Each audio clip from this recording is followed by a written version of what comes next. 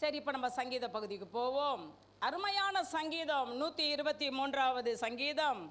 ஒரு சிறிய சங்கீதம், 4 வசனங்களை உள்ளடக்கிய சங்கீதம். அதில் தியானிக்கும்படியாய் கொண்டு வரப்பட்ட வேத பகுதி 2வது வசனம். எல்லாரும் ரீட் பண்ணுங்க. இதோ வேலைக்காரரின் கண்கள் தங்கள் எஜமான்களின் கையை நோக்கி இருக்குமா போலவும், வேலைக்காரியின் கண்கள் தன் எஜமாட்டியின் கையை நோக்கி இருக்குமா போலவும், எங்கள் தேவனாகிய கர்த்தர் எங்களுக்கு இரக்கம் செய்யும் வரைக்கும் எங்கள் கண்கள் அவரை நோக்கி இருக்கிறது.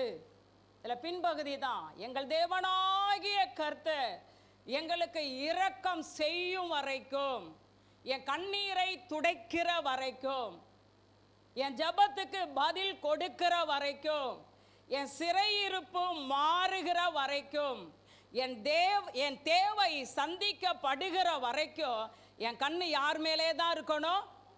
அவரை மேலேயே, அவரையே நோக்கி நம்ம கூப்பிட்டு கொண்டே இருக்கணும். கேளுங்கள் கொடுக்கப்படும். அர்த்தம் என்ன தெரியுமா? உங்க ஜெபத்துக்கு பதில் கிடைக்கிற வரைக்கும் கேட்டுக்கொண்டே இருங்கள், பரலோகத்தை தட்டி கொண்டே இருங்கள். அல்லேலூயா. அதான் அதனுடைய அர்த்தம். கர்த்தருக்கு ஸ்தோத்திரம் உண்டாவதாக, மகிமை உண்டாவதாக. ஒரு கர்த்தருக்கு ஸ்தோத்திரம். நாட்கள் ரொம்ப சமீபித்து விட்டது. தேசத்தில் நடக்கிற காரியங்கள்லாம் அடுத்து என்ன நடக்கும்னே தெரியாத அளவுக்கு நடந்து கொண்டு இருக்கிறது. இப்போ பெரிய பஞ்சம் வரும், விலைவாசலாம் பயங்கரமாக, பெட்ரோல் விலை, டீசல் விலை, அதுவும் குறிப்பிட்ட லிட்டர் மட்டும்தான் டீசல் வாங்கணும். இப்படிலாம் என்ன நடக்கும்னே நமக்கு தெரியாத கொடிய நாட்களில் நாம் வாழ்ந்து கொண்டு இருக்கிறோம். அடுத்து என்ன நடக்கும்னே தெரியாது. அந்த அளவுக்கு இன்னைக்கு தேசத்தின் சூழ்நிலைகள், மறுபடியும் யுத்தம் என்ன செஞ்சிருச்சு? ஆரம்பிக்கப்பட்டு அது ஒரு பக்கம் போயிட்டு இருக்கு. இந்த சூழ்நிலையில ஒரு தேவனுடைய பிள்ளை, ஊழியக்காரர்கள், ஒரு திருச்சபை என்ன செய்யணும்னா, கர்த்தரை நோக்கி கூப்பிட்டு கொண்டே இருக்கணும். ஜெபத்தை அதிகமாக்கணும். ஆண்டவருக்கும் நமக்கும் நல்ல நெருங்கின உறவு இருக்கணும். அல்லேலூயா. எனக்கும் ஆண்டவருக்கும் உறவே இல்லை, தொடர்பே இல்லை. அதெல்லாம் ரொம்ப டேஞ்சர். கொடிய நாட்களை வந்துட்டோம். ஜெபிக்கிறவங்க மாத்திரம்தான் இனிமேலாம் தீங்குக்கு என்ன செய்ய முடியும்? தப்ப முடியும். ஏதோ 5 நிமிஷம் ஜெபம், 10 நிமிஷம் ஜெபம் அல்ல. ஆண்டவரோட ஒரு ஜெப நேரம் போட்டு ஆண்டவரோட நமக்கு நல்ல ஒரு நெருங்கின உறவு இருக்கணும். அல்லேலூயா. தேவனை தேடணும், எங்க உணர்வு இருக்கணும். கர்த்தருக்கு ஸ்தோத்திரம். இன்னைக்கு நமக்கு டைம் ரொம்ப போயிடுச்சு. இன்னைக்கு என்ன நம்ம தியானிக்க போறோம்னா, ஒரு தனி மனிதனின் ஜெபம், நீங்க பண்ற ஜெபம் உங்க குடும்பத்தில் இதுவரை சந்திக்காத ஒரு ஆசீர்வாதத்தை சந்திக்க வைக்கும். இதுவரை உங்க குடும்பத்தில் நடக்காத ஒன்றை நடக்க வைப்பது உங்கள் தனிப்பட்ட ஜெபம். அல்லேலூயா. ஒரு தனி மனிதனுடைய ஜெபம் தேசத்திலேயே இதுவரை நடக்காத ஒரு ஆசீர்வாதத்தை நடக்க வச்சிரும்னு பைபிள் சொல்லுது. அதை தான் இன்னைக்கு தியானிக்க போறோம். உன்னுடைய தனிப்பட்ட ஜெபம் உன் குடும்பத்தில் மகா சந்தோஷத்தை கொண்டு வரும். சொல்லுங்க. ஒரு மனிதனுடைய தனிப்பட்ட ஜெபம் குடும்பத்தில் என்னத்தை கொண்டு வரும்? மகா சந்தோஷம். இன்னைக்கு நான் உங்களை பார்த்து உங்க வாழ்க்கையில மகா சந்தோஷமா இருந்த நாட்கள் உண்டான்னு கேட்டா உங்கள்கிட்ட வர ஆன்சர் என்னவா இருக்கும்னா, சந்தோஷமே இல்லை. எங்க சிஸ்டர் மகா சந்தோஷம். எத்தனை பேர் மகா சந்தோஷத்தை என்னைக்காவது அனுபவிச்சவங்க? கையோ உயர்த்துங்க. இருக்கும். ஒரு நாள் கூட நீங்க ஒரு கல்யாணம் ஆன அன்னைக்கு கூட மகா சந்தோஷம் அனுபவிக்கல.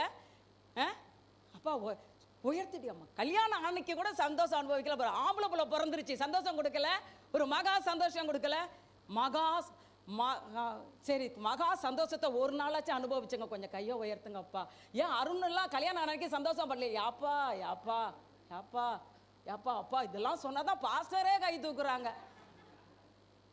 மகா சந்தோஷம். கம்ப்யூட்டர்ல உட்காந்துருக்காங்களா? ஒரு நாளாவது நம்ம மகா சந்தோஷத்தை என்ன செஞ்சிருப்போம்? 491 மார்க் வாங்கின வந்திருக்கலாம் இல்லையா? மகா சந்தோஷம் வரல, அப்படியே உட்காந்துருக்க. மகா சந்தோஷம் வந்துச்சா வரலையா? கையை உயர்த்தணும்ல. மகா சந்தோஷம், மகா சந்தோஷம். அல்லேலூயா. ஒரு மனிதனுடைய தனிப்பட்ட ஜெபம் தேசத்திலேயே மகா சந்தோஷத்தை கொண்டு வருதுன்னா நம்ம குடும்பத்தில் கொண்டு வராதா? அந்த ஒரு மனிதனை தான் இன்று நாம் தியானிக்க போகிறோம். அந்த ஒரு மனிதனுடைய ஜெபம் தேசத்தில் இதுவரை இல்லாத மகா சந்தோஷத்தை தேசத்தில் கொண்டு வந்ததுன்னு நம்ம பைபிளில் ரெக்கார்ட் ஆகியிருக்கு. அதை தான் இன்று நாம் தியானிக்க போகிறோம். வாசிக்கலாம்.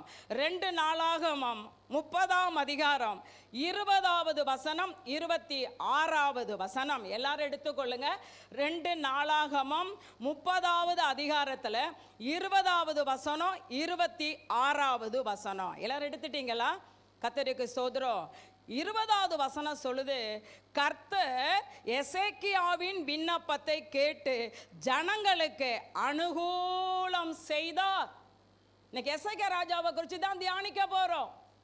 எசேக்கியா ராஜாவுடைய ஒரு தனிப்பட்ட ஜெபம் தேசத்துல மகா சந்தோஷத்தை கொண்டு வந்தது.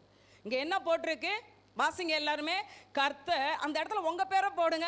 கர்த்தர் நம்மளுடைய ஜெபத்தை கேட்டு நம் குடும்பத்துக்கு என்ன செய்வாரு? அனுகூலம். நீங்க எதிர்பார்க்கிற காரியத்துல அனுகூலம் செய்வார். ஒரு எசேக்கியா ராஜாவுடைய ஜெபத்தை கேட்டு கர்த்தர் ஜனங்களுக்கு என்ன செஞ்சார்? எருசலேம் ஜனங்களுக்கு அனுகூலம் செய்தார். 26 ரீட் பண்ணுங்க. அப்படியே எருசலேமில் மகா சந்தோஷம் உண்டாயிற்று. ஒரு தனி மனிதனுடைய ஜெபம் தேசத்துல என்னத்தை கொண்டு வந்தது? மகா சந்தோஷம். ஜெபம் மகா சந்தோஷத்தை நம் குடும்பத்துல கொண்டு வரும், சபையில கொண்டு வரும், ஊழியத்துல கொண்டு வரும், தேசத்துல கொண்டு வரும். அதனால தான் ஜெபம் பண்ணுங்க, கருத்தா ஜெபிங்க, ஆவில நிறைந்து ஜெபிங்க, ஊக்கமா ஜெபிங்கன்னு. ஏன் ஜெபிங்கன்னு ஒவ்வொரு வாரமும் சபையை உற்சாகப்படுத்துறோம் தெரியுங்களா?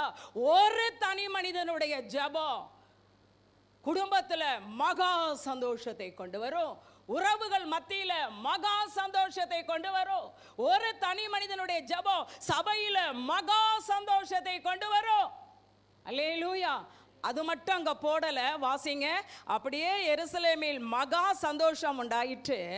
தாவீதின் குமாரனாகிய சாலமோன் என்னும் இஸ்ரவேலுடைய ராஜாவின் நாட்கள் முதல் கொண்டு இப்படி எருசலேமில் நடந்தது இல்லை. சாலமோன் நாள்ல இருந்து எசேக்கியா அரசாண்ட நாள் வரைக்கும் இப்படி ஒரு மகா பெரிய சந்தோஷம் தேசத்துக்கு வந்ததில்லை.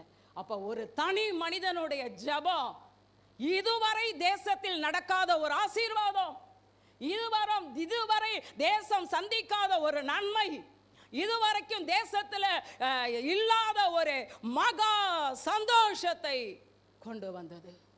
இதுவரைக்கும் இல்லாத இது சாலமோன் எப்படி எழுதப்பட்டிருக்கு பாருங்க. சாலமோன் நாள்ல இருந்து எசேக்கியா ராஜா நாள் வரைக்கும் தேச அளவுல மகா பெரிய சந்தோஷம் வந்ததே கிடையாதான். எசேக்கியா ராஜா நாட்கள்ல தான் இதுவரை இல்லாத சந்தோஷம் தேசத்துக்கு வந்தது, எல்லா குடும்பத்துக்கும் வந்தது, எல்லா குடிமகனுக்கும் குடிமகளுக்கும் வந்தது. அல்லேலூயா. ஒன்னே ஒன்று தாங்க எசேக்கியா ராஜாவின் ஜெபம். எசேக்கியா ராஜா செய்த சில காரியம் தேசத்துல என்னத்தை கொண்டு வந்தது? புரிந்து கொள்ளுங்க. ஆண்டவர் உங்களை குடும்பத்தில் ஒருவரா ஏன் ரட்சித்திருக்கிறார் தெரியுமா? உங்க மூலமா உங்க குடும்பத்துல ஒரு பெரிய இதுவரை சந்திக்காத பெரிய நன்மை வரணும். இதுவரை உங்க குடும்பத்துல ஒரு காணாத ஒரு அதிசயம், ஒரு அற்புதம், ஒரு ஆச்சரியம், ஒரு பிளெஸ்ஸிங், ஒரு சந்தோஷம் உங்க ஃபேமிலியில வரதான் தேவன் உங்களை ரட்சித்திருக்கிறார். ஆண்டவர் காரணம் இல்லாம உங்களை ரட்சிக்கல. ஒரு மனிதன் போதுங்க. ஆண்டவர் எதிர்பார்க்கிற அளவுக்கு இந்த ஒரு மனுஷன் இருந்துட்டானா குடும்பத்துல அந்த ஒரு மனிதனுடைய ஜெபத்தின் மூலமாய் பெரிய அசைவு வரும் என்பதற்கு வேதம் நமக்கு சாட்சியாக இருக்கிறது. அல்லேலூயா. இன்னைக்கு நம்ம என்ன நினைக்கிறாங்க? அப்பா அம்மா ரட்சிக்கப்படல, என் கணவன் ரட்சிக்கப்படல, எப்படி என் குடும்பத்தில் சந்தோஷம் வரும்? எப்படி என் குடும்பத்தில் ஒரு அற்புதம் நடக்கும்? எப்படி என் குடும்பத்தில் அதிசயம் நடக்கும்? நோ, நம்மளை நாமே ஏமாற்றி கொள்ள வேண்டாம். ஒரு தனி மனிதனுடைய சில காரியங்கள், ஜெபம், சில காரியங்கள் தேசத்திலே மகா பெரிய சந்தோஷம். எசேக்கியா ராஜாவுக்கு முன்னாடி அவங்க அப்பா ஆகாஸ் தேசத்தை ஆளுகை செய்தார். ஆனால் அந்த ஆகாஸ் என்ன செஞ்சார் தெரியுங்களா? ஆலயத்தின் கதவுகளை பூட்டினாரு, ஆலயத்தின் விளக்குகளை அணைச்சாரு, ஆலயத்தில் செலுத்தப்படுகிற தூபங்களை தடுத்தாரு, ஆலயத்தில் செலுத்தப்படுகிற சர்வாங்க தகன பலி இதெல்லாம் தடை செய்து போட்டார். அதனால தேசமே ஆண்டவர் தேசத்தையே துயரத்துக்கும் பழிப்புக்கும் திகைப்புக்கும் ஒப்பு கொடுத்தார். இப்ப தேசம் முழுவதும் துயரத்துல இருக்கு, பழிப்புல இருக்கு, திகைத்து இருக்கு. இந்த நேரத்தில் ஆகாஸ் செத்து போனாரு. ஆகாஸ் ஸ்தானத்தில் எசேக்கியா ராஜாவானார். எசேக்கியா ராஜாவானார். ஆனா எசேக்கியா ராஜாவாகி எங்க அப்பா செஞ்ச மாதிரியே நான் செய்வேன், அது அவர் மைண்டில் வரல. எங்க அப்பா மூலமா தேசத்துல துயரம் வந்து விட்டது, எங்க அப்பா மூலமா தேசத்துல பழிப்பு திகைப்பு வந்துட்டு. ஆனா ஏன் மூலம் இதே தேசத்துல துயரத்துக்கு பதிலாக, திகைப்புக்கு பதிலாக, பழிப்புக்கு பதிலாக மகா சந்தோஷம் வரணும். அதுக்கு நான் என்ன செய்யணும் ஆண்டவரே? ஆமென். உங்கள் குடும்பத்தின் துயரம் மாறணுமா? பழிப்பு மாறணுமா? திகைப்பு மாறணுமா? உங்க குடும்பத்தில் இதுவரை நடக்காத ஒரு மிரக்கிள், இதுவரை உங்க குடும்பம் சந்தித்திராத ஒரு blessing, இதுவரை உங்க குடும்பத்தில் காணாத ஒரு மகா சந்தோஷம் வரணும்னா எசேக்கியா ராஜா செய்த 3 காரியங்களை நீங்களும் செய்வீர்கள் என்றால் உங்கள் மூலமாய் உங்கள் குடும்பம் ஆசீர்வதிக்கப்படும். ரட்சிக்கப்பட்ட ஒரு கணவன் போதும் குடும்பத்தை பிளஸிங்கா மாத்திரலாம். ரட்சிக்கப்பட்ட ஒரு மகள் போதும் குடும்பத்தை பிளஸிங்கா மாத்திரலாம். ஹல்லேலூயா. அதற்காகத்தான் ஆண்டவர் உங்களை தெரிந்தெடுத்திருக்கிறார். இந்த எசேக்கியா ராஜாவை குறித்து நீங்கள் வேதத்தில் பார்த்தீங்கன்னா டைம் ரொம்ப போயிட்டதுனால நான் அப்படியே சொல்கிறேன் சில காரியத்தை. எசேக்கியா ராஜா மூலமாக தேசம் மட்டும் சந்தோஷம் அடையல, ஒவ்வொரு குடும்பத்தில் இருக்கிற துக்கம் சந்தோஷமா மாறுறது மாத்திரம் இல்ல, வேதம் சொல்லுது தேவன் எசேக்கியா ராஜா செய்த எல்லா காரியத்தையும் வாய்க்க பண்ணினார். இதெல்லாம் வசனம் எடுத்துட்டு வந்த டைம் இல்லை. எசேக்கியா ராஜா செய்த எல்லா காரியத்தை தேவன் வாய்க்க செய்தார். அடுத்து போட்டிருக்கோம், தேவன் எசேக்கியாவை மகா திரளான ஆசீர்களினால் ஆசீர்வதித்தார். ஹல்லேலூயா, ஹல்லேலூயா, ஹல்லேலூயா. கர்த்தருக்கு ஸ்தோத்திரம் உண்டாவதாக. எசேக்கியா ராஜா மூலமாய் ஜனங்களுக்கு கர்த்தர் அனுகூலம் செய்தார். ஆண்டவர் மகா திரளான ஆசியை எசேக்கியாவுக்கு கொடுத்தாராம். ஹல்லேலூயா. ஒரு 3 காரியம் தாங்க.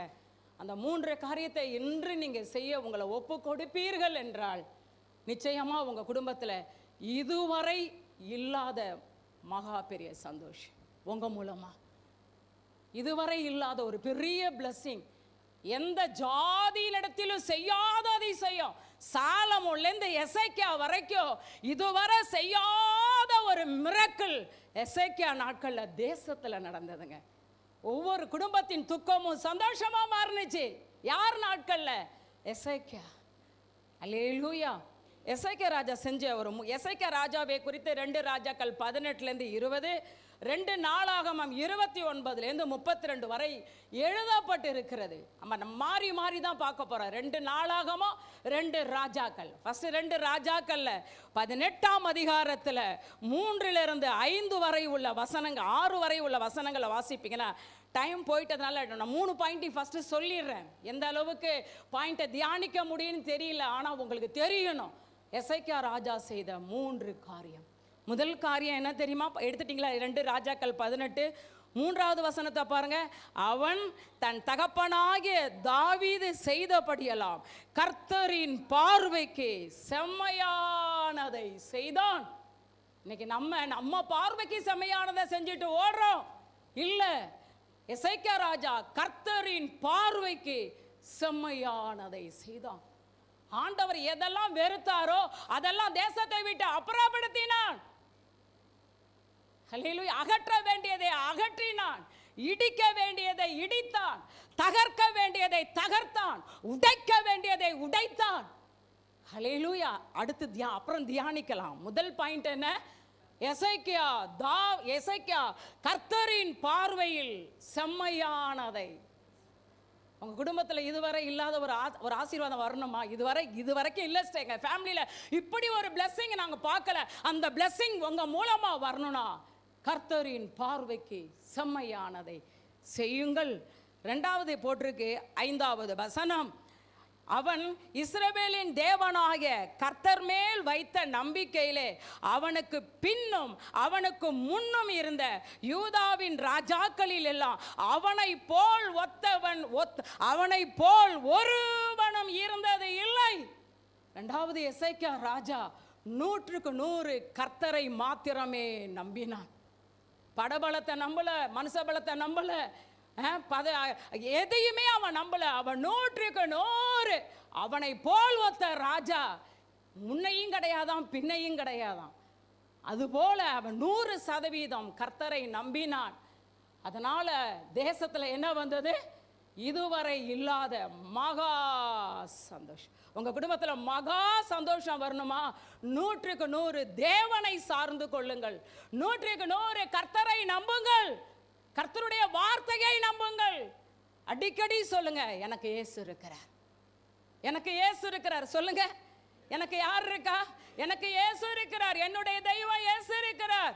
அவர் என் பிள்ளைய படிக்க வச்சிருவாரு, அவர் என் பிள்ளைய வாழ வச்சிருவாரு, அவர் என் குடும்பத்தை ஆசீர்வதிச்சிருவாரு. சொல்லுங்க, எல்லாரும் சொல்லுங்க, என் வாழ்க்கையின் சொத்து இயேசு கிறிஸ்து. சொல்லுங்க, உங்க வாழ்க்கையில சொத்து எது தெரியுமா? பொக்கிஷம் எது தெரியுமா? என் பிள்ளையோட படிப்பு, என் பிள்ளையோட வேலை, அந்த பணம், குடும்ப background. No no no no, இதெல்லாம் ஒரு நாள் இல்லாமல் போய்விடும். நம்ம குடும்பத்தின் சொத்து இயேசு கிறிஸ்து. சொல்லும் போதே ஆண்டவருடைய உள்ள சந்தோஷம் அடையணுங்க. அப்படி சொல்லுங்க, என் சொத்தே நீங்க தான்ப்பா, என் பொக்கிஷமே நீங்க தான்ப்பா. ஹல்லேலூயா சொல்லுங்க, கொஞ்சம் ஆண்டவரை பார்த்து சொல்லுங்க, ஆண்டவர் சந்தோஷப்படுவார். என் சொத்தே நீங்க தான்ப்பா, என் சொத்தை நீங்க தான், என் பொக்கிஷமே நீங்க தான். ஹல்லேலூயா. 100க்கு 100 கர்த்தரை நம்பினான். 3வது என்ன காரியம் தெரியுங்களா? எசேக்கியா ராஜா 6வது வசனம் வாசிங்க. 6வது வசனம், அவன் கர்த்தரை விட்டு பின் வாங்காமல் அவரை சார்ந்திருந்து கர்த்தர் மோசேக்கு கற்பித்த அவருடைய கற்பனைகளை கை கொண்டு வந்தான். இந்த 3 காரணம் தாங்க. 3 காரியம் எசேக்கியா ராஜா செஞ்சாரு. தேசத்துல சாலமோன் ராஜா முதல் கொண்டு இல்லாத நடந்துராத ஒரு மகா சந்தோஷம் எல்லா குடும்பத்துக்குள்ள போனுச்சு, எல்லா மனிதனுக்குள்ள போனுச்சு. 3 காரியத்தை இப்ப சொல்லுங்க என்னன்னா? எசேக்கியா ராஜா செய்த 3 காரியம் என்ன? முதல் காரியம், கர்த்தரின் பார்வைக்கு செமையானதை செய்தான். 2வது காரியம், கர்த்தரை 100% நம்பினா. 3வது காரியம், தேவன் தனக்கு மோசே மூலமாய் கற்பித்த தேவனுடைய கற்பனைகளை, வார்த்தை வார்த்தை, வசனம் வசனம், கர்த்தருடைய கற்பனைகளை கை கொண்டு நடந்தான். தேசத்திலே துயரத்துக்கு பதிலாக, திகைப்புக்கு பதிலாக, பழிப்புக்கு பதிலாக மகா சந்தோஷம். இந்த 3 காரியத்தை செய்யறீங்களா? இந்த 3 காரியத்தை செஞ்சிடறீங்களா? வசனத்துக்கு முக்கியத்துவம் கொடுத்துறீங்களா? பக்கம் பக்கமா பைபிளை வாசிங்கல. எதையோ வாசிக்கிறீங்களே, எதுக்கு ஃபோனுக்கெல்லாம் எவ்வளோ டயத்தை வேஸ்ட் பண்ணுறீங்க. தயவு செய்து பக்கம் பக்கமாக அந்த பைபிளை ரீட் பண்ணுங்க. உங்கள் குடும்பத்தில் ஒரு பெரிய ஆசீர்வாதம் வந்துருமே. உங்கள் குடும்பத்தின் மதுரமாக மாறிடுமே. உங்கள் கையில் அன்னைக்கு பாருங்க, மோசே கையில் கற்பலைகளை எழுதி கொடுத்தாரு. இன்னைக்கு கற்பலையை சுமந்துட்டு வந்துருவோமா? நம்ம நினச்சி பாருங்க, இதையே சுமந்துட்டு வரோமா, செல்ஃபோனை வச்சுக்கிட்டு வரோம். அன்னைக்கு கற்பலைகள் எவ்வளோ இருந்துச்சு? எதுல இருந்துச்சு? கற்பாறை, கல்ல தானே, கல்லு இல்லை. 2வது வசனம் எதுக்கு போனுச்சு? தோல், தோல், சுருள், அதுல எழுதுனாங்க. 3வது அதுக்கப்புறம் இது எதுல வந்துச்சுன்னா, எதுல வந்தது? புஸ்தக வடிவில். இந்த வசனத்தை பக்கம் பக்கமா வாசிங்க. ஹல்லேலூயா. அந்த 3 காரியம் தாங்க. கர்த்தரின் பார்வைக்கு செம்மையானதை செய்யுங்க. உங்க பார்வைக்கு செம்மையானதெல்லாம் செஞ்சிட்டு இருக்காதீங்க, அவர் பார்வைக்கு செம்மையானதை செய்யுங்க. தியானிப்போம். 1வது, கர்த்தரின் பார்வைக்கு செம்மையானதை செய்தான். எசேக்கியா ராஜா யூதாவின் ராஜாவில் மொத்தம் எத்தனை ராஜாக்கள் அடிக்கடி சொல்லியிருக்கேன்? 20 ராஜாக்கள். அதில் 13வது ராஜா எசேக்கியா ராஜா. எந்த அளவுக்கு நீங்கள் வசனத்தில் தேரணும்னு நான் விரும்புகிறேன் தெரியுமா? இந்த அளவுக்கு எசேக்கியா ராஜா யூதாவின் ராஜ்யத்தில் எத்தனாவது ராஜா? 13வது ராஜா. 29 வருடம் எருசலேமை அரசாண்டான். இவன் ராஜாவான கொஞ்ச நாட்களிலே அவன் செய்த முதல் காரியம் என்ன தெரியுமா? 2 நாளாகமம் 31ஆம் அதிகாரம், 2 நாளாகமம் 29ஆம் அதிகாரம் 5ஆம் வசனம்.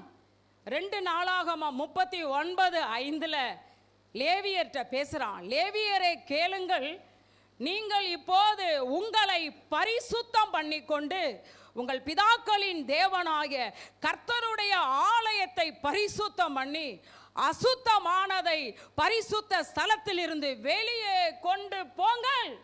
இதுதாங்க கர்த்தரின் பார்வைக்கு செம்மையாய் நடப்பது. ராஜாவான கொஞ்ச நாளிலே அவன் செய்த முதல் காரியம் ஆலயத்தை சுத்திகரித்தான். சிஸ்டர், எங்களை என்ன ஆலயத்தை சுத்திகரிக்க சொல்றீங்களா? இல்லை இல்லை இல்லை, உங்க சரீரம் தேவனுடைய ஆலயம். உங்க சரீரமாகிய தேவனுடைய ஆலயத்தை ஒவ்வொரு நாளும் சுத்திகரிங்க. அசுத்தமானதை இந்த ஆலயத்திலிருந்து வெளியிலே தூக்கி போடுங்க. ஹல்லேலூயா.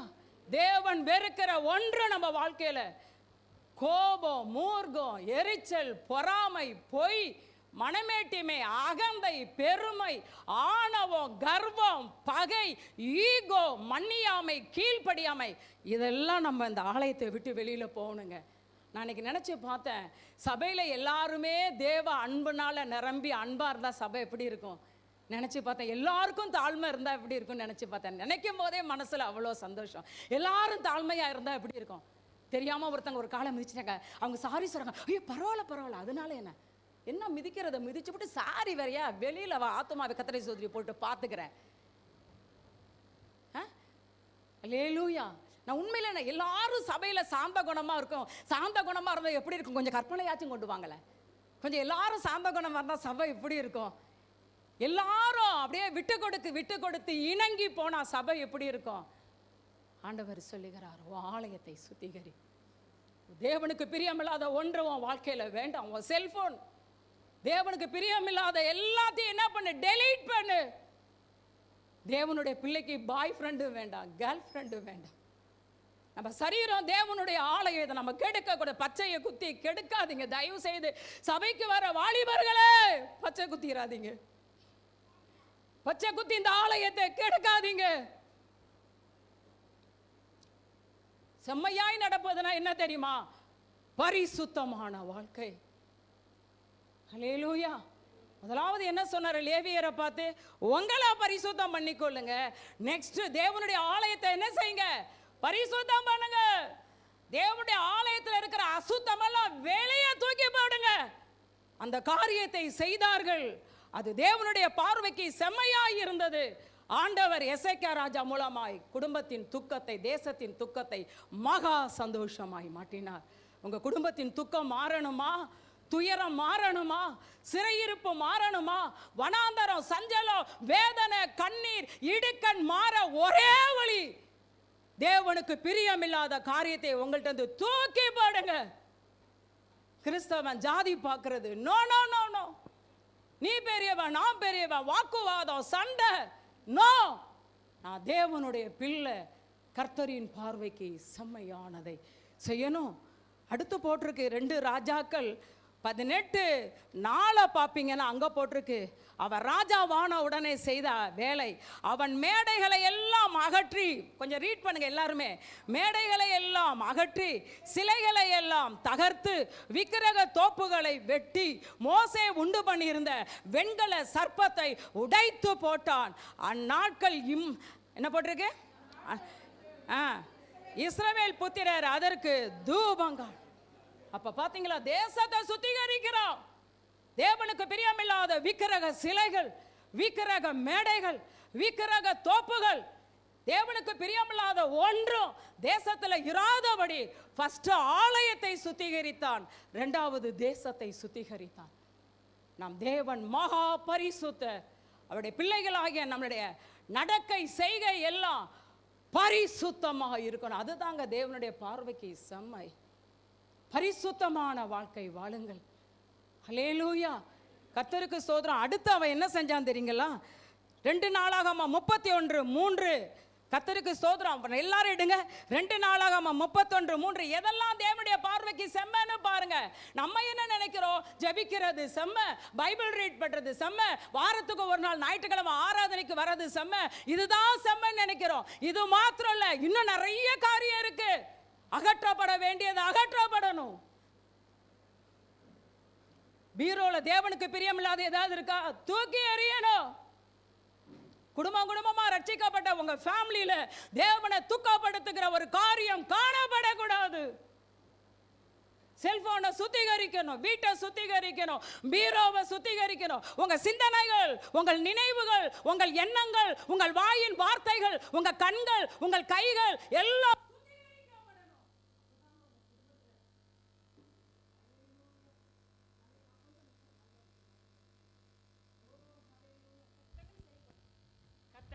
டைம் வேற ரொம்ப ஓடி போச்சு.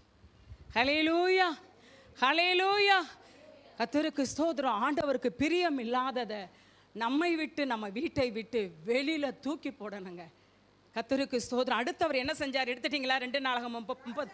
ராஜா எசேக்கியா ராஜா கர்த்தருடைய நியாய பிரமாணத்தில், அதான் நியாய பிரமாணத்தை கை கொள்றான் பாருங்க. நியாய பிரமாணத்தில் எழுதியிருக்கிறபடியே, எல்லாரும் கொஞ்சம் வாயில என்ன கொள்கட்டைய வாயை திறந்து வாசிங்க.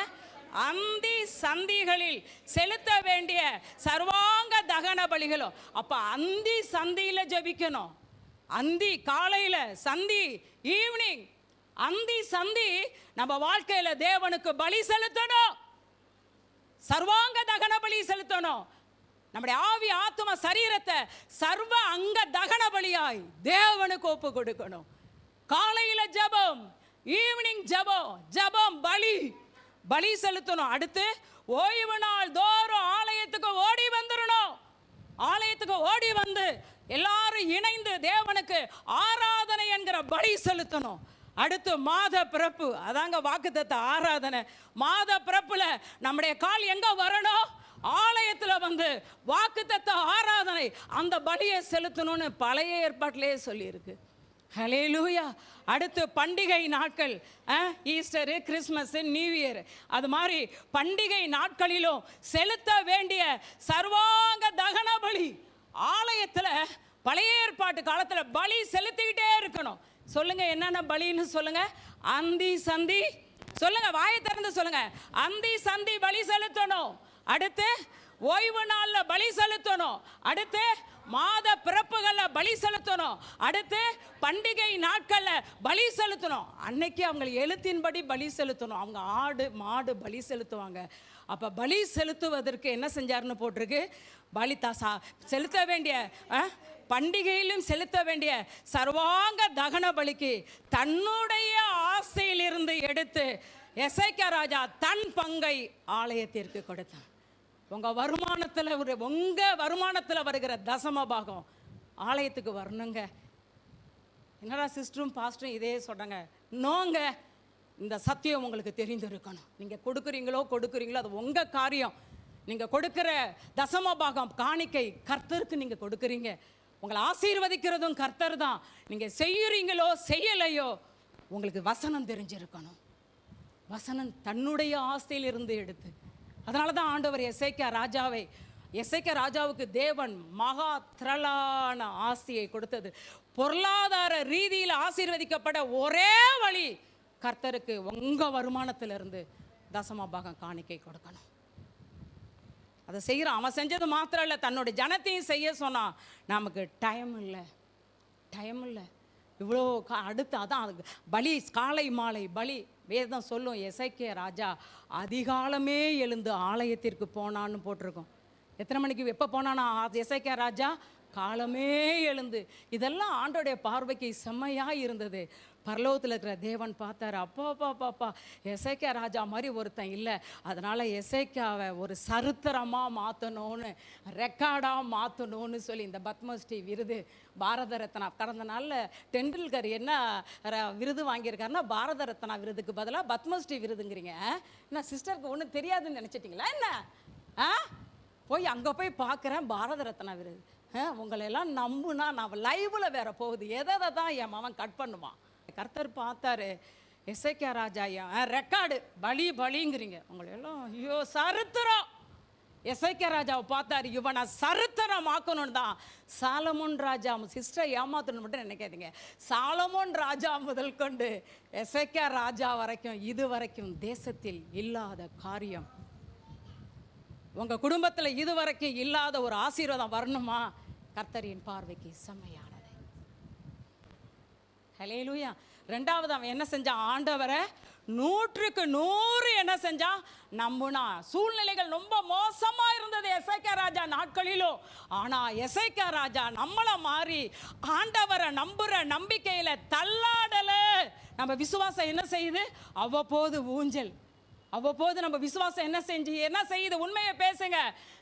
நன்மை பெறும்போது ஆண்டவர் எனக்கு அதை செய்தார், ஆண்டவர் எனக்கு இதை செய்தார்னு சாட்சி சொல்றோம். சூழ்நிலை கொஞ்சம் மோசமாகும் போது, வாழ்க்கையில ஒரு தோல்வி வரும்போது, வாழ்க்கையில ஒரு சூறாவளி காற்று வீசும் பொழுது, நான் ஆண்டவரை நம்பி என்ன செஞ்சிட்டேன்? இந்த வார்த்தை எசேக்கியா வாயில வரவே இல்லை. எசேக்கியா ராஜாவை போல முன்னும் பின்னும் கர்த்தரை நம்பினவன் இவனை போல் ஒருவனும் இல்லை என்கிற ரெக்கார்டு, இரண்டாவது ரெக்கார்டு வருகிற அளவுக்கு எசேக்கியா ராஜா தான் வாழ்க்கையில தேவன் அனுமதித்த எல்லா காரியத்திலையும் கர்த்தரை நம்பினான், வார்த்தையை நம்பினான். அல்லேலூயா, அல்லேலூயா. மாலைகள் விலகினாலும், பர்வதம் நிலை பெயர்ந்தாலும், கிருபை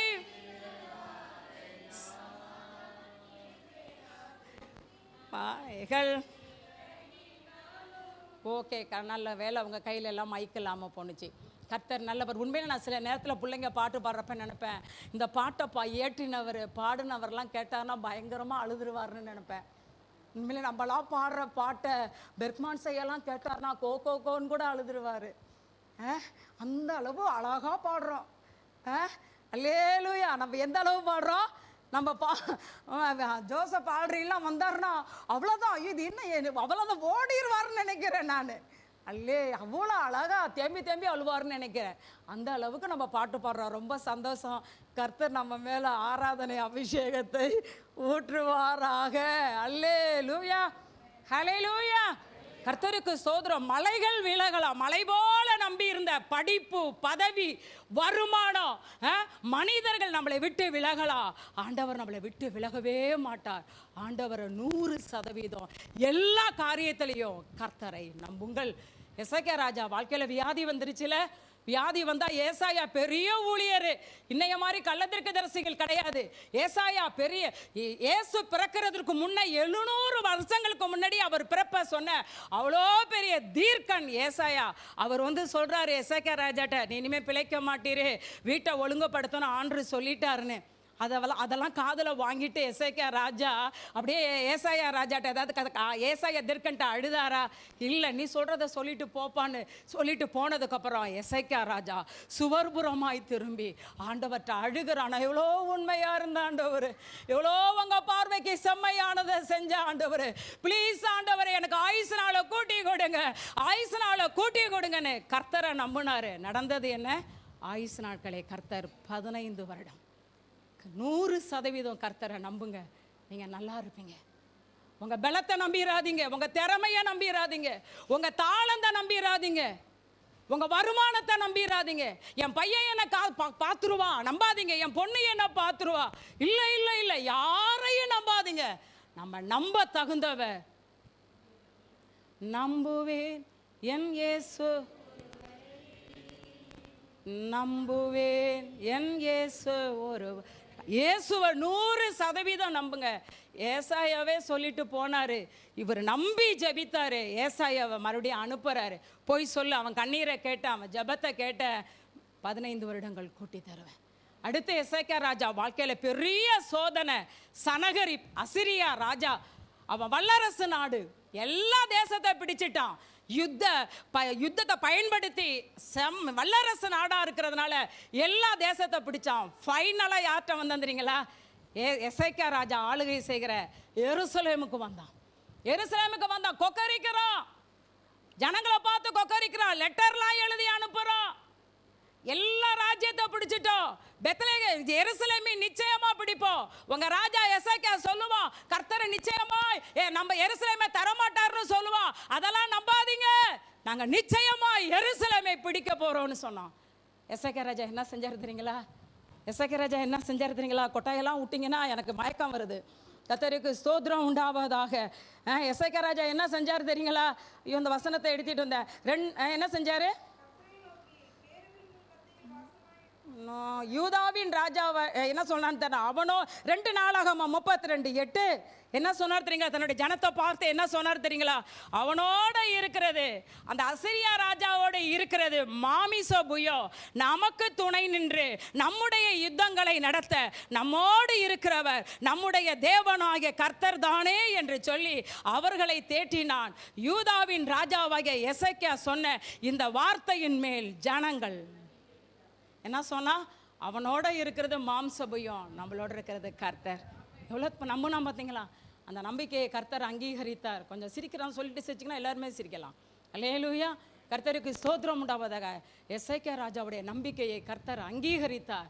ஒரு தூதனை அனுப்பி 185,000 அசீரிய போர் வீரர்களை தேவன் பிரேதமாய் மாற்றினார்.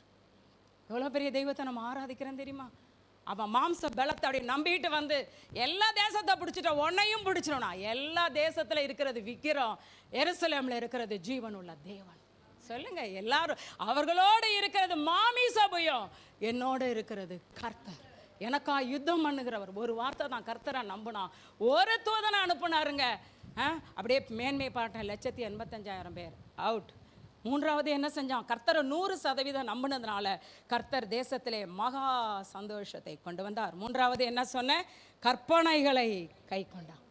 நம்ம ஆண்டவர்கிட்ட வர்றதுக்கு முன்னாடி உலக வழியில் நடந்தோம். ரட்சிக்கப்பட்டதுக்கு அப்புறம் நமக்கு ஒரே வழி என்ன தெரியுமா? கர்த்தருடைய வசனம் கால்களுக்கு தீபமும் பாதைக்கு. இந்த வசனம் என்ன சொல்லுதோ அதன்படி செய்யுங்க. இந்த வசனம் வெளிச்சம், வசனம் ஜீவன், வசனத்துல வல்லமை இருக்கு. வசனம் பேசும். வசனம் என்ன செய்யும்? நம்மளோட பேசும். அது ஏன்னா அதுல ஜீவன் இருக்கு, அதுல வல்லமை இருக்கு. அதனாலதான் நூற்றுக்கு அதிபதி சொன்னா, ஒரு வார்த்தை சொல்லுங்க ஆண்டவரே போதுன்ட்டான். நூற்றுக்கு அதிபதி என்ன சொன்ன? ஆண்டவரை பார்த்து, என் வீட்டுக்கெல்லாம் வர அளவுக்கு நான் தகுதி இல்லை, ஒரே ஒரு வார்த்தை சொல்லுங்க, என் வேலைக்காரன் பிழைத்துருவான். வசனத்துல உயிர் இருக்கு. வசனத்தை பக்கம் பக்கமா படிங்க. கர்த்தருடைய வசனம் உடலுக்கெல்லாம் ஆரோக்கியம். வாழ்நாள் முழுதும் மெடிசன் எடுக்கிறீங்களே, காலையில் 5 மாத்திரை, ஈவினிங் 5 மாத்திரை, நைட் 5 மாத்திரை எடுக்கிறீங்களே, இல்லை. கர்த்தருடைய வசனம் உடலுக்கெல்லாம் ஆரோக்கியம். 5 மாத்திரை எடுக்கிற நீ 5 மாத்திரையோட 5 அதிகாரத்தை வாசிச்சு பாரு. இந்த வசனம் உடலுக்கெல்லாம் சுகர் மறைஞ்சிருங்க. இந்த வசனத்தை படிக்க படிக்க, இந்த வசனத்தை படிக்க படிக்க பிபி நார்மல் ஆகும், ஆக்சிஜன் லெவல் நார்மல் ஆகும், யூட்ரஸ் நல்லா ஃபங்க்ஷன் ஆகும், கிட்னி நல்லா ஃபங்க்ஷன் ஆகும், கண்ணு நல்லா பார்க்கும். 120 வயசு வர இன்னைக்கு நம்மளாம் கண்ணாடி போட்டுக்கிட்டு இருக்கோம். நான் தான் கண்ணாடி போட்டிருக்கேன், நான் வாலிப பிள்ளைங்க போட்டிருக்கீங்க பாருங்க, அதுதான் எனக்கு மகா சந்தோஷத்தை கொடுக்குது. கேரட்டை தின்னுங்க, carrot dosa, carrot halwa, carrot idli. இந்த வாலிப பிள்ளைங்க எனக்கே பிடிக்கல அந்த கண்ணாடி போடுறது. என்ன ஒரு மாதிரி பார்க்குறீங்க? வசனம் உடலுக்கெல்லாம் ஆரோக்கியம். லீவில் என்னென்னமோ இப்போ எவ்வளோ நாள் லீவ் விட்டுச்சு. 110ஆம் சங்கீதத்தை நல்லா வாசித்தா என்ன கண்ணு பார்வை வராது. சரி, பாயிண்ட் எங்கேயோ போகுது. மோசேக்கு 120. பரவாயில்ல, ஆண்கள் சைடு அதிகமாக கண்ணாடியே இல்லையே. அல்லேலூயா. அப்போ ஆண்கள்லாம் பக்கம் பக்கமாக பைபிள் படிக்கிறாங்களோ? இவங்களே சிரிக்கிறாங்கப்பா, நீங்கள் பைபிள் பக்கம் பக்கமாக படிக்கிறேன். ஐயோ, ஏங்க கேட்குறீங்க? குமாரே விழுந்து விழுந்து சிரிக்கிறாப்புல. நீங்கள் கண்ணாடி போடாத காரணம் பைபிள் நல்லா படிக்கிறீங்கன்னு சொல்கிறேன். அவங்க பயங்கர ஒரு மாதிரி சிரிக்கிறாங்கப்பா. ஏதாவது பார்த்துக்கோங்க, வெளியில் போய் பார்த்துக்கோங்க. இனிமே அல்லேலூயா, வசனத்தை படிங்க. வசனம் பொய் கிடையாதுங்க. கர்த்தருடைய கற்பனைகளை கை கொண்டான் எசேக்கியா ராஜா. இதுவரை தேசத்தில் இல்லாத சந்தோஷம். உங்கள் குடும்பத்தில் சந்தோஷம் வரணுமா? கையில் இருக்க பைபிளை படி தம்பி, நல்லா இருப்பேன். ஹலோ, அங்கே நிற்கிற என்ன எந்த உலகத்தில் இருக்கிறீங்க? என்னமோ பவுல் மாதிரி 3ஆம் வானத்துக்கு போயிட்டு வந்திருக்கீங்க போல இருக்கு. சரி, ஒரு கேள்வியை கேட்டுறேன். அதான் பாஸ்டர் எனக்கு டைம் கொடுத்துருக்காங்க, ஒன்றுமே பண்ண முடியாது. பாஸ்டர் டைம் பைபிளில் ஆவிக்குள்ளானதெல்லாம் யாரு? அப்பா கொஞ்சம் எனக்கு சில நேரத்தில் காது கேட்காது. இது யார் யாருப்பா ஆவிக்குள்ளாகி போனது? கொஞ்சம் சொல்லுங்க. அப்பா கேள்வி மயக்கம் வருது. இந்த காஃபி கொஞ்சம் தரீங்களா? எலியா ஆவிக்குள்ளானாரு, எசேக்கியேல் ஆவிக்குள்ளானாரு, குட். யோவான் பத்மு ஆவிக்குள்ளானாரு, பவுல் ஆவிக்குள்ளானாரு. ஆவியில் எடுத்துக்கொள்ளப்பட்டது பிலிப்பு. இதெல்லாம் தெரியணும். பிலிப்பு என்ன செஞ்சார்? ஆண்டவர் மந்திரிக்கு ஞானஸ்நானம் கொடுத்துட்டு வெளியில் வரப்போ ஆவியில் தூக்கிட்டு போயிட்டார். புதிய ஏற்பாட்டில் நடந்துச்சு. உங்களை தூக்கி கொண்டாந்து ஞாயிற்றுக்கிழமை இங்கே விடுவாராங்க. அல்லேலூயா. அப்படி தான் ஜெபம் பண்ணுறேன். ஆண்டவரே, இருங்கலூர்லேருந்து அந்த குடும்பத்தை தூதன் அனுப்பி இழுத்துக்கிட்டு வாங்க, குமார் ஃபேமிலியை இழுத்துக்கிட்டு வாங்க, இந்த ஜெனியை இழுத்துக்கிட்டு வாங்க, எல்லாத்தையும் இழுத்துக்கிட்டு வாங்க தான். ஒன்றும் ஆர்வத்தோடு வரல. இந்த களஞ்சிய மகளை இழுத்துக்கிட்டு வாங்க, இந்த பாட்டியம்மாவை இழுத்துக்கிட்டு வாங்க, உங்களெல்லாம் இழுத்துக்கிட்டு வாங்க. ஏன் சிஸ்டர் என் பேர்லாம் சொல்ல, விக்கியெல்லாம் இழுத்துக்கிட்டு வாங்க, பிரவீன் எல்லாம் இழுத்துக்கிட்டு வாங்க, எல்லாத்தையும் இழுத்துக்கிட்டு வாங்கன்னு தான் ப்ரேயர் பண்ணுறேன். அதனால தான் தூதன் இழுத்துக்கிட்டு வராரு உங்களையெல்லாம், பயிலு காட்டி நயங்காட்டி. அல்லேலூயா. ட்ரினிட்டி எல்லாம் இழுத்துக்கிட்டு வாங்க, டயத்துக்கு இழுத்துக்கிட்டு வாங்க, செந்தில் பிரதரெல்லாம் இழுத்துக்கிட்டு வாங்க, சாங்கினா பொறுப்பில் இருக்கிற சாந்தியெல்லாம் 8:15 வரலுக்கு பிடிச்சி இழுத்துட்டு கொண்டாந்து போடுங்க ஆண்டவரேன்றிருக்கேன். எப்படி தான் போடுறாருன்னு வருகிற நாட்களில் பார்ப்போம். அல்லேலூயா. கர்த்தர் நல்லவர். இந்த வசனத்தை பக்கம் பக்கமாக படிங்களேன். வீட்டில் பிள்ளைங்கள்ட்ட அந்த வசனத்தை பேசுங்களேன். இந்த வசனத்தை கை கொள்ளுங்களேன். ஒரு தேவ மனுஷன் சொல்கிறாரு, மந்திரவாதி குடும்பத்திலேருந்து ரட்சிக்கப்பட்ட அவர் சொல்கிறாரு, இன்றைக்கி நான் இந்த அளவுக்கு பயன்படுத்தப்பட காரணம் என்ன தெரியுமா?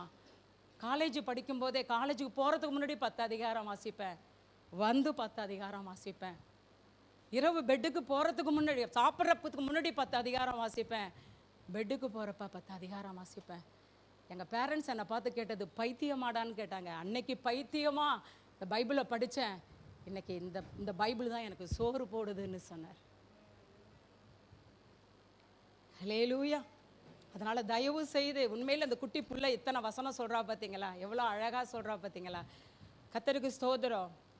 மீண்டும் சொல்லுவோமா, உங்கள் குடும்பத்தில் இதுவரை நடக்காத ஒரு ஆசீர்வாதம், இதுவரை இல்லாத ஒரு உயர்வு, இதுவரை இல்லாத ஒரு நன்மை, இதுவரை இல்லாத மகா சந்தோஷம் உங்கள் குடும்பத்தில் வர எசேக்கியா செய்த 3 காரியங்களை நீங்கள் செய்யணும். என்னென்ன செய்யணும் சொல்லுங்கள்.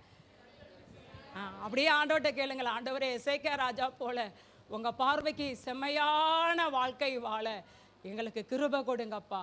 2வது, எசேக்கியா ராஜா 100% கர்த்தரை நம்பினது போல நாங்களும் 100க்கு 100 எல்லா சூழ்நிலையிலும் உங்களையே நம்புகிற அந்த இருதயத்தை கொடுங்க.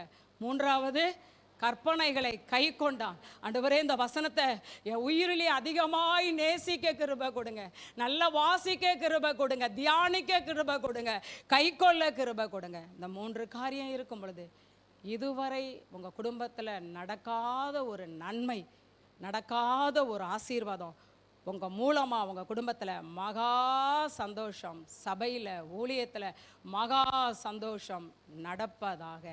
இயேசுவின் நாமத்தில் ஆமென், ஆமென். God bless you. God bless you.